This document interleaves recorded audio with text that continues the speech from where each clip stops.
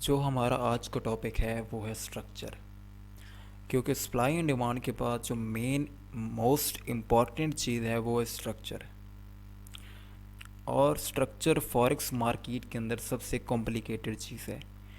लोगों को समझ नहीं आती कि स्ट्रक्चर किस तरीके से काम करता है। अभी एक स्ट्रक्चर वो होता है जो हमको आता है नज़र, और जो एक होता है मेन ऑर्डर फ्लो, जो स्मार्ट मनी, जो इंस्टीट्यूशनल, जो हमारे बड़े बड़े बैंक्स होते हैं वो ट्रेड करते हैं। जो उनका ऑर्डर फ्लो होता है वो बीरिश होता है या बुलिश होता है। तो एक वो होता है मेन ऑर्डर फ्लो।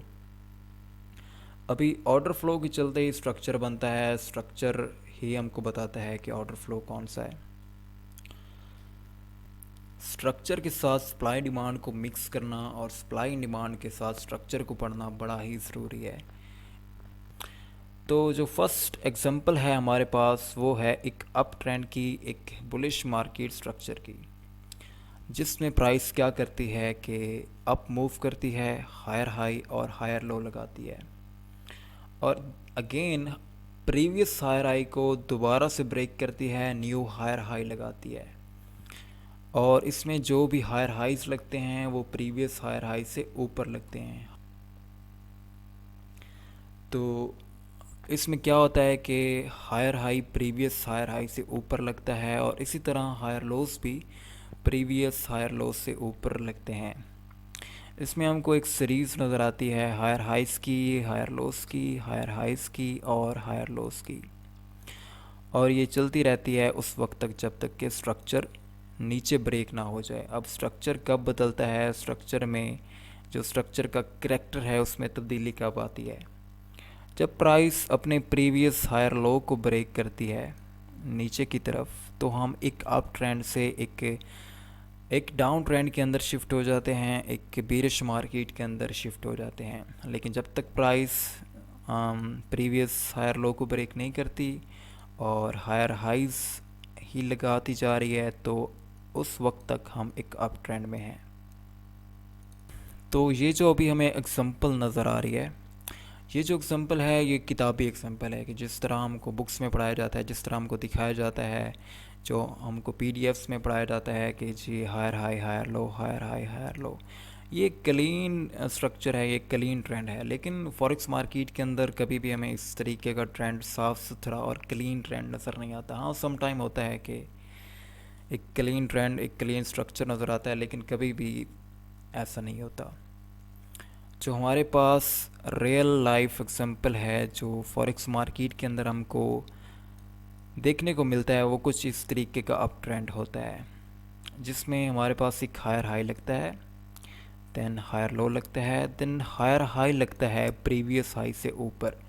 यानी कि हायर हाई को मार्केट ब्रेक करती है टू द अपसाइड एंड एक न्यू हायर हाई लगाती है। अभी हम हमारी जो ट्रेडिंग रेंज होती है वो ये वाला हायर हाई और ये वाला हायर लो होती है। इसके अंदर अंदर हम ट्रेड कर रहे हैं, ये अभी हमारी ट्रेडिंग रेंज है। इस हायर हाई और इस हायर लो के बीच जो कुछ भी हो रहा है वो सब स्ट्रक्चर है। तो सब स्ट्रक्चर क्या है इसके बारे में भी हम काफ़ी डिटेल में बात करने वाले हैं आगे, लेकिन उस वक्त तक आप ये समझ लें कि जब मार्केट एक रेंज के अंदर होती है, रेंज से मुराद ये वाली रेंज नहीं है। मार्केट रेंज से मुराद एक हायर हाई और एक हायर लो के बीच जब मार्केट होती है, तो जब मार्केट रिट्रेस करती है, जब मार्केट करेक्शन करती है, तो उसे हम, जो इस तरीके की करेक्शन होती है, तो उसे हम एक कॉम्प्लेक्स पुल बैक कहते हैं। Then market previous higher high को ब्रेक करती है और एक न्यू हायर हाई लगाती है।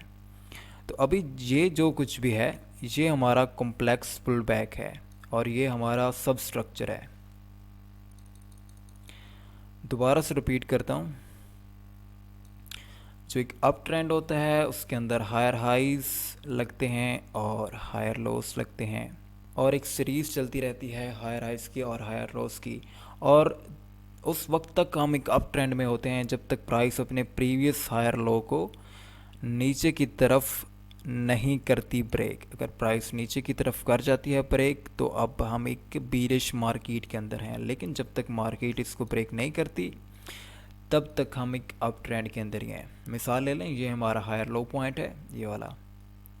अगर मार्केट इसको नीचे ब्रेक कर देती है तो हमारा स्ट्रक्चर बदल गया। तो हम अब एक अप ट्रेंड के अंदर नहीं हैं, अभी हम एक डाउन ट्रेंड के हैं। अभी स्ट्रक्चर का जो करैक्टर है वो बदल गया, चेंज ऑफ करैक्टर हम इसे कहते हैं।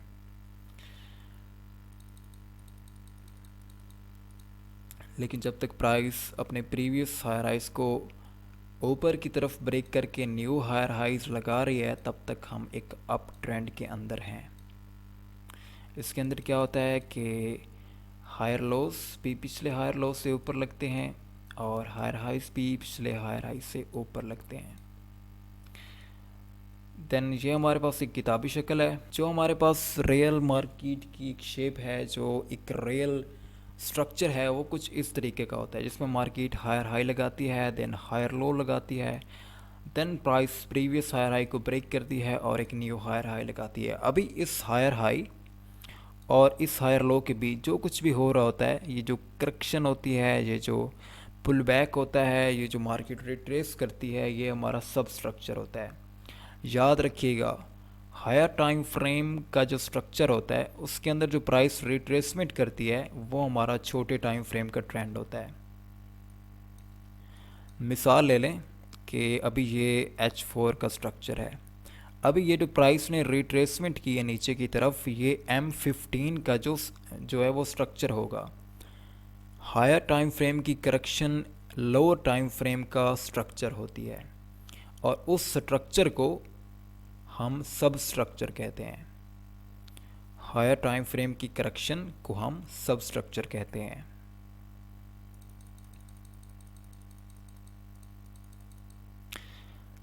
उसके बाद चलते हैं आगे नेक्स्ट एग्जांपल में, जो कि है बीरिश मार्केट की। जब प्राइस बीरिश मार्केट के अंदर होती है, जब प्राइस एक प्राइस डाउन ट्रेंड के अंदर होती है, तो उसमें क्या हो रहा होता है कि हमारे पास lower lows, lower highs, lower lows, lower highs, lower low और लोअर हाई लगते हैं। अभी इसमें जो लोअर लो होता है वो प्रीवियस लोअर लो से नीचे लगता है। लोअर लो प्रीवियस लो से नीचे लगता है और जो लोअर हाई होता है वो भी हमारे पास प्रीवियस लोअर हाई से नीचे लगता है।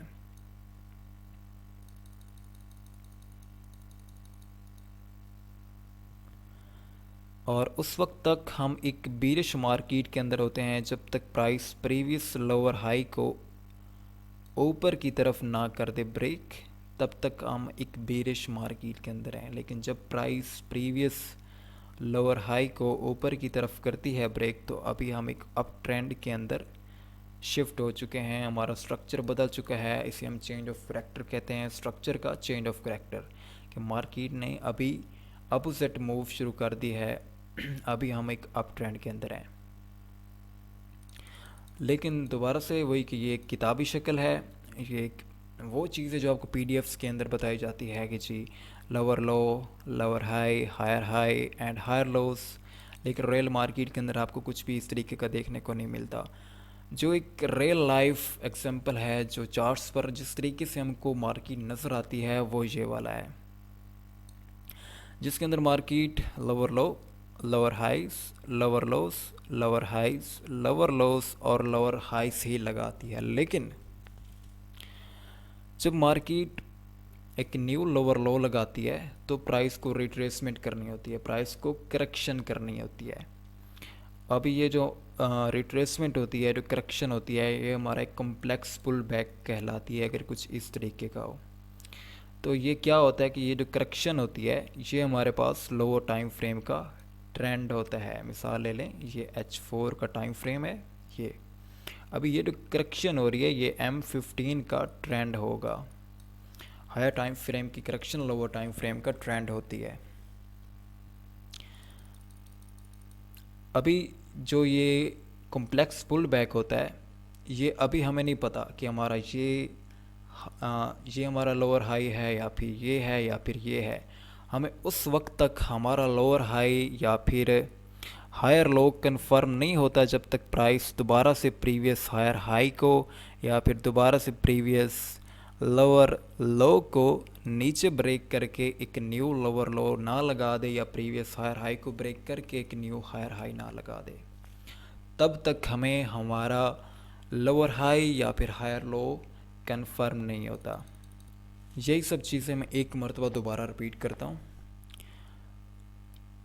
एक बुलिश मार्केट के अंदर मार्केट हायर हाई और हायर लोस लगाती है, और इसके अंदर जब हम स्ट्रक्चर हमारा शिफ्ट होता है तो मार्केट को प्रीवियस जो हायर लो होता है वो लाजमी ब्रेक करना होता है। अगर मार्केट प्रीवियस हायर लो को ब्रेक करती है देन अभी हम एक बीरिश मार्केट के अंदर हैं, हमारा करेक्टर ऑफ स्ट्रक्चर बदल चुका है। अभी हमारा स्ट्रक्चर जो है वो एक बीरिश हो चुका है, अभी हम एक बुलिश मार्केट के अंदर नहीं है। लेकिन जब तक प्राइस कंटिन्यू करती है हायर हाइस और हायर लोस को, हम एक अप ट्रेंड के अंदर होते हैं, हम एक बुलिश मार्केट के अंदर होते हैं। इसमें जो हायर हाइस होते हैं वो प्रीवियस हायर हाई से ऊपर लगते हैं, और जो हायर लोस होते हैं वो प्रीवियस हायर लोस से ऊपर लगते हैं। देन ये हमारे पास किताबी शक्ल है, ये थोड़ा सा रियल लाइफ एग्जांपल है। इसके अंदर प्राइस क्या करती है कि एक हायर हाई लगाने के बाद जब प्राइस रिट्रेस करती है तो वो एक कम्प्लेक्स पुल बैक होता है, वो एक करेक्शन होती है, और वो करेक्शन लोअर टाइम फ्रेम का ट्रेंड होती है। और उस वक्त तक हमें हमारा हायर लो कंफर्म नहीं होता जब तक प्राइस दोबारा से प्रीवियस हायर हाई को ब्रेक करके न्यू हायर हाई नहीं लगाती। And to the flip side, जब हम एक बेरिश मार्केट के अंदर होते हैं, जब हम एक डाउन ट्रेंड के अंदर होते हैं, तब price lower low lower high lower low lower high lower low और लोअर हाई लगाती है।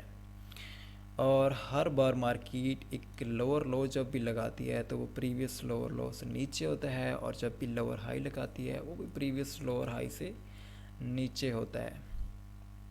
और उस वक्त तक हम एक डाउन ट्रेंड के अंदर होते हैं जब तक प्राइस प्रीवियस लोअर हाई को ना ब्रेक कर दे टू द अपसाइड। अब उस वक्त तक हम एक डाउन ट्रेंड के अंदर हैं। लेकिन जब प्राइस प्रीवियस लोअर हाई को ब्रेक कर देती है तो हमारा स्ट्रक्चर बदल जाता है, हम एक अप ट्रेंड के अंदर शिफ्ट हो जाते हैं। और ये हमारे पास एक रियल लाइफ चार्ट एग्जांपल है जिसके अंदर जो प्राइस करेक्शन करती है वो एक कॉम्प्लेक्स पुल बैक में करती है। तो इसे हम सब स्ट्रक्चर कहते हैं, लोअर टाइम फ्रेम का स्ट्रक्चर कहते हैं। और ये कॉम्प्लेक्स पुल बैक के बाद हमें कंफर्म नहीं होता कि कौन सा हमारा लोअर हाई है उस वक्त तक जब तक प्राइस प्रीवियस लोअर लो को ब्रेक करके न्यू लोअर लो नहीं लगाती। तो अभी हम ये देखते हैं कि स्ट्रक्चर जो है वो सप्लाई एंड डिमांड के साथ किस तरीके से चलता है, या फिर सप्लाई एंड डिमांड स्ट्रक्चर के साथ किस तरीके से चलती है। अभी स्ट्रक्चर को सप्लाई एंड डिमांड के साथ किस तरीके से देखना है, तो चलें आज उसको देखते हैं कि स्ट्रक्चर सप्लाई एंड डिमांड के साथ किस तरीके से चलता है। जब हम एक अप ट्रेंड के अंदर होते हैं तो उसके अंदर सप्लाई फेल हो रही होती है और डिमांड को रिस्पेक्ट मिल रही होती है। इसमें क्या होता है कि जब प्राइसेस डिमांड जोन में आती हैं तो उसको रिस्पेक्ट मिलती हैं, और जब प्राइसेस सप्लाई जोन में जाती हैं तो उसको फेल कर देती हैं। इसी तरह जब हम एक बीरिश मार्केट के अंदर होते हैं, यहाँ पर डिमांड फेल हो रही होती है और सप्लाई को रिस्पेक्ट मिल रही होती है। जब प्राइसेस एक डिमांड जोन में आती हैं तो उसको फेल कर देती हैं, जब सप्लाई जोन में जाती हैं तो उसको रिस्पेक्ट देती हैं, और इसलिए हमारे पास एक डाउन ट्रेंड बनता है। क्योंकि सप्लाई ज़्यादा होती है, डिमांड कम होती है, डिमांड को रिस्पेक्ट नहीं मिल रही होती, सप्लाई को रिस्पेक्ट मिल रही होती है। दैट्स वाई हमारे पास एक डाउन ट्रेंड बनता है।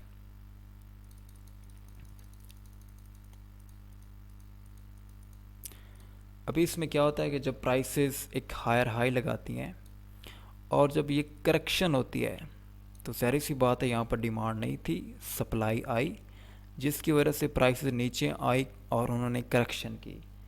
अब जब प्राइसेस करेक्शन करके डिमांड जोन में आती हैं तो डिमांड को रिस्पेक्ट मिलती है, और ये सप्लाई जोन जो बनता है जिसकी वजह से करेक्शन हुई वो फेल हो जाता है। देन अगेन प्राइसेस करेक्शन करती हैं, और जो यहाँ पर सप्लाई जोन बनता है वो जब प्राइसेस डिमांड जोन में आती हैं उसको रिस्पेक्ट देती हैं, और दोबारा से सप्लाई को फेल करती हैं, उस सप्लाई जोन को फेल कर देती हैं।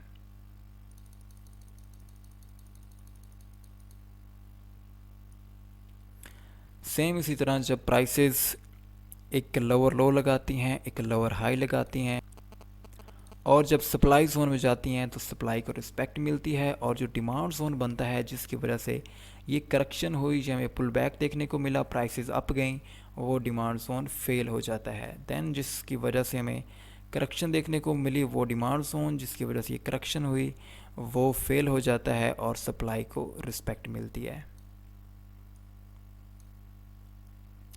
अभी वो हमारे पास एक टेक्स्ट बुक एग्जांपल है, यूटोपियन एग्जांपल है, ये हमारे पास रियल लाइफ चार्ट एग्जांपल है। इसके अंदर क्या होता है कि प्राइस एक हायर हाई लगाती है, एक हायर लो लगाती है, देन एक कॉम्प्लेक्स पुल बैक देती है जिसे हम अपना सब स्ट्रक्चर कहते हैं। अब इस सब स्ट्रक्चर के अंदर क्या होता है, क्योंकि ये लोअर टाइम फ्रेम का ट्रेंड होता है, इसके अंदर क्या होता है कि सप्लाई को रिस्पेक्ट मिल रही होती है,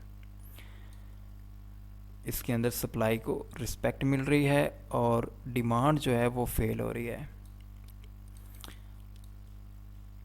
इसके अंदर सप्लाई को रिस्पेक्ट मिल रही होती है, और जब प्राइसेस हायर टाइम फ्रेम के डिमांड जोन पर आती हैं तो डिमांड को रिस्पेक्ट मिलती है और ये वाले सप्लाई जोन फेल हो जाते हैं। देन प्राइसेस फाइनली उस सप्लाई जोन में टैप होती हैं जिसकी वजह से ये करेक्शन हुई।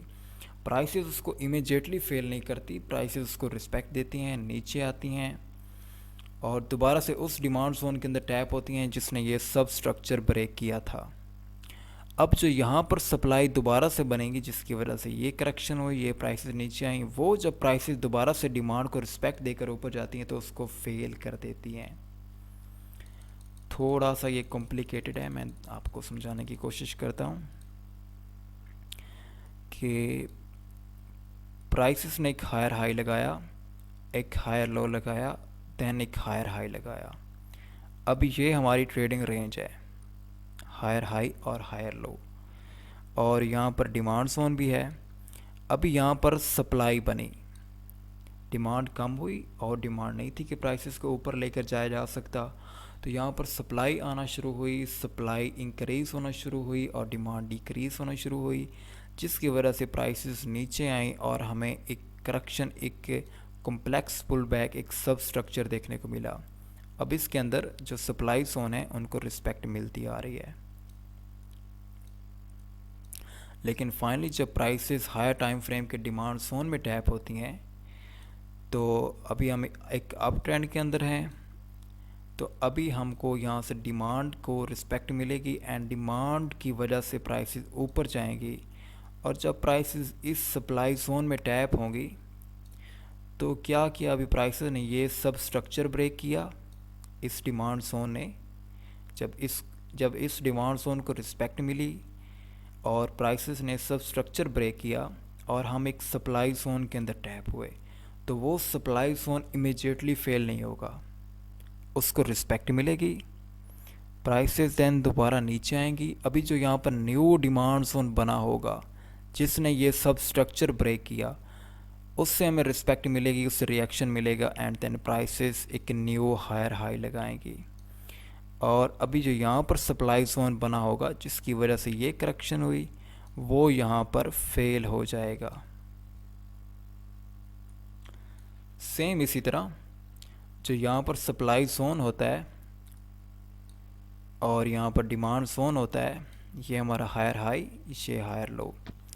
अभी जब प्राइसेस डिमांड जोन में आती हैं, प्राइसेस को रिस्पेक्ट मिलती है, प्राइसेस ऊपर जाती हैं और सब स्ट्रक्चर ब्रेक करती हैं, और जब सप्लाई जोन के अंदर टैप होती हैं तो सप्लाई को रिस्पेक्ट मिलती है, प्राइसेस सप्लाई को इमीडिएटली फेल नहीं करती, उसको रिस्पेक्ट मिलती है, और दोबारा से प्राइसेस जो न्यू डिमांड जोन बना होता है उसमें आती हैं जिसने सब स्ट्रक्चर भी ब्रेक किया होता है, एंड देन फाइनली प्राइसेस ऊपर जाती हैं और एक न्यू हायर हाई लगाती हैं, और जो यहाँ पर सप्लाई जोन बनता है उसको फेल कर देती हैं।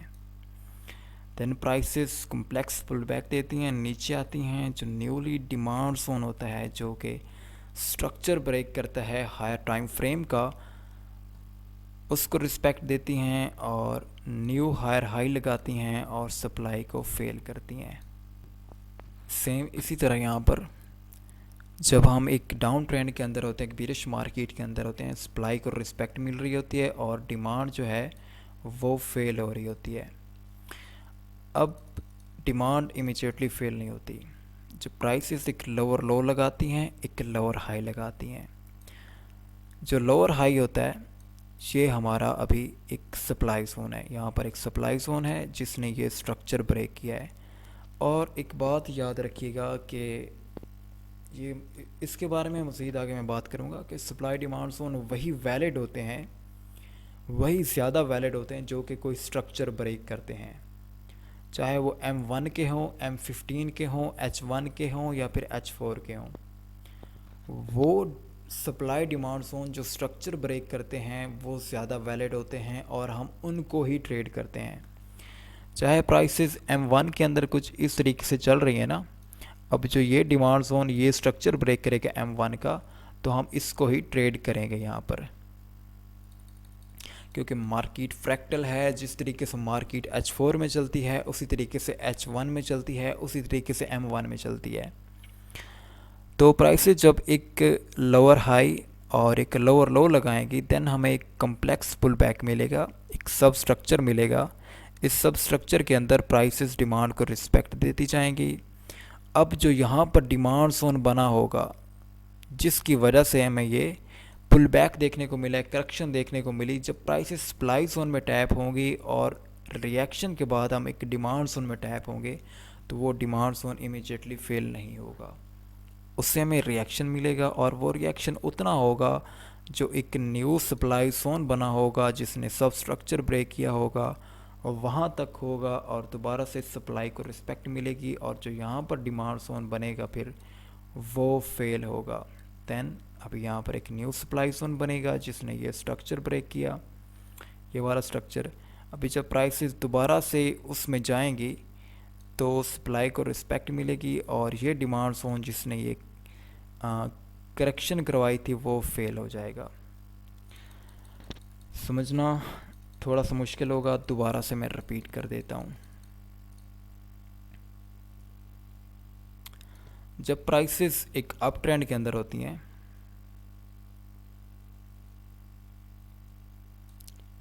और हम एक डिमांड जोन के अंदर आते हैं तो डिमांड को रिस्पेक्ट मिलती है और ये जो सब स्ट्रक्चर होता है ये ब्रेक होता है, जो M15 का स्ट्रक्चर होता है। क्योंकि आपको बताया है कि जो हायर टाइम फ्रेम की करेक्शन है वो लोअर टाइम फ्रेम का ट्रेंड है और लोअर टाइम फ्रेम के ट्रेंड को जो हायर टाइम फ्रेम की करेक्शन हो उसे हम सब स्ट्रक्चर कहते हैं। जब प्राइसेस करेक्शन करके नीचे आएंगी और डिमांड जोन में टैप होंगी, जब प्राइसेस नीचे आएंगी करेक्शन करके और डिमांड जोन में टैप होंगी, तो जब प्राइसेस को यहाँ से रिएक्शन मिलेगा तो वो रिएक्शन ये सब स्ट्रक्चर ब्रेक कर देगा। अभी यहाँ पर जो सप्लाई जोन है जिसकी वजह से ये सारी करेक्शन हुई, जिसकी वजह से ये सारा पुल बैक मिला, वो इमीडिएटली फेल नहीं होगा। उसके लिए प्राइसेस दोबारा से नीचे आएंगी और जो न्यू डिमांड जोन बना होगा जिसने कि ये सब स्ट्रक्चर ब्रेक किया है उससे हमको रिस्पेक्ट मिलेगी, उस डिमांड जोन को रिस्पेक्ट मिलेगी और वो रिएक्शन जो होगा वो मेन जो हायर हाई होगा उसको ब्रेक करके न्यू हायर हाई लगाएगा और जो यहाँ पर सप्लाई जोन होगा उसको फेल कर देगा। सेम इसी तरह डिमांड को जब डिमांड को रिस्पेक्ट मिलती है तो जो यहाँ पर सप्लाई होती है वो इमीडिएटली फेल नहीं होती, उससे हमें एक रिएक्शन मिलता है। देन प्राइसेस दोबारा से डिमांड जोन में आती हैं और फाइनली हम सप्लाई को फेल करते हुए डिमांड जोन को रिस्पेक्ट देते हुए एक अप ट्रेंड की तरफ चलते हैं, एक हायर हाइज लगाते जाते हैं और हायर हाइज और हायर लोस की सीरीज़ चलती रहती है।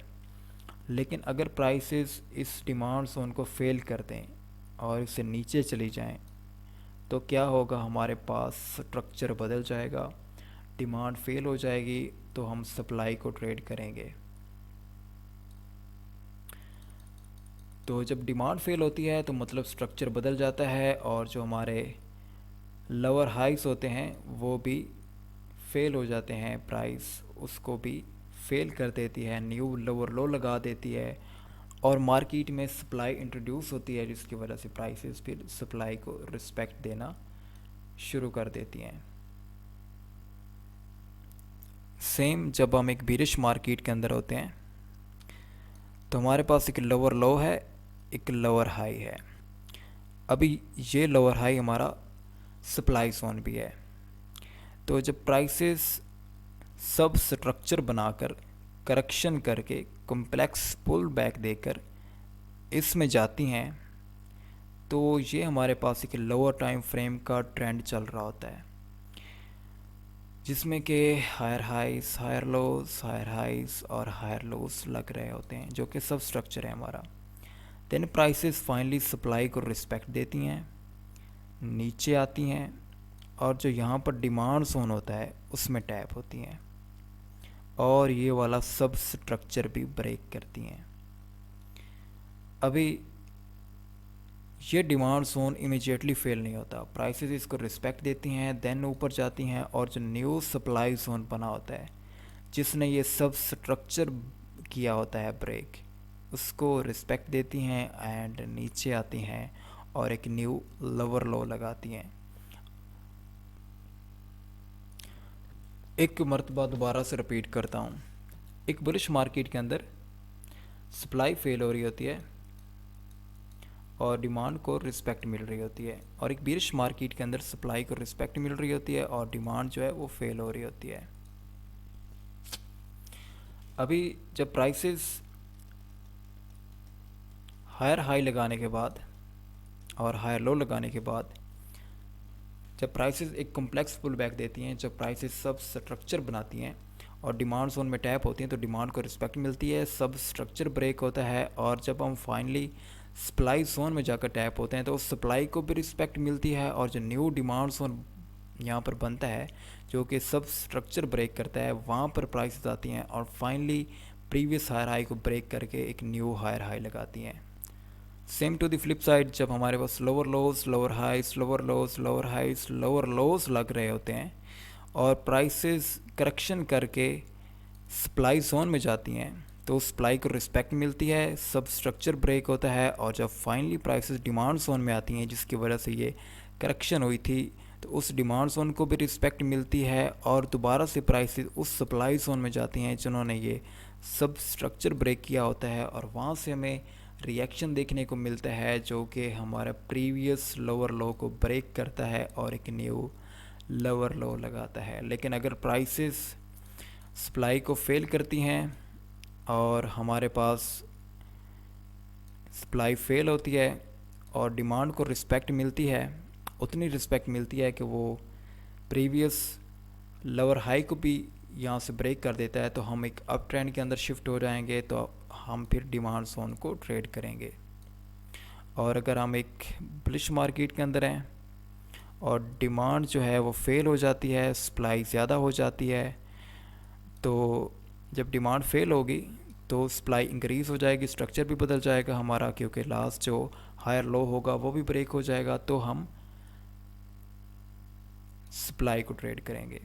और फिर उसी तरीके से ये हमारा एक कॉम्प्लेक्स पुल बैक होगा, ये हमारा सब स्ट्रक्चर होगा, और फिर उसी तरीके से ये हमारा एक कॉम्प्लेक्स पुल बैक होगा, ये हमारा सब स्ट्रक्चर होगा, प्राइसेस इसको ब्रेक करेंगी, न्यू सप्लाई जोन में टैप होंगी एंड फाइनली सेलिंग देखने को मिलेगी। इसके बारे में हम मज़ीद बात करेंगे, स्ट्रक्चर को हम मज़ीद डिफ़ाइन करेंगे नेक्स्ट वीडियोस में। हम स्विंग स्ट्रक्चर, सब स्ट्रक्चर और माइनर स्ट्रक्चर को डिस्कस करेंगे। और फाइनली जब हम लिक्विडिटी कॉन्सेप्ट, इम्बैलेंस, इन चीज़ों को रीड करेंगे और स्मार्ट मनी कॉन्सेप्ट्स को डीपली रीड करेंगे, डीपली अंडरस्टैंड करेंगे, तो ये सारी चीज़ें हमें क्लियर हो जाएंगी।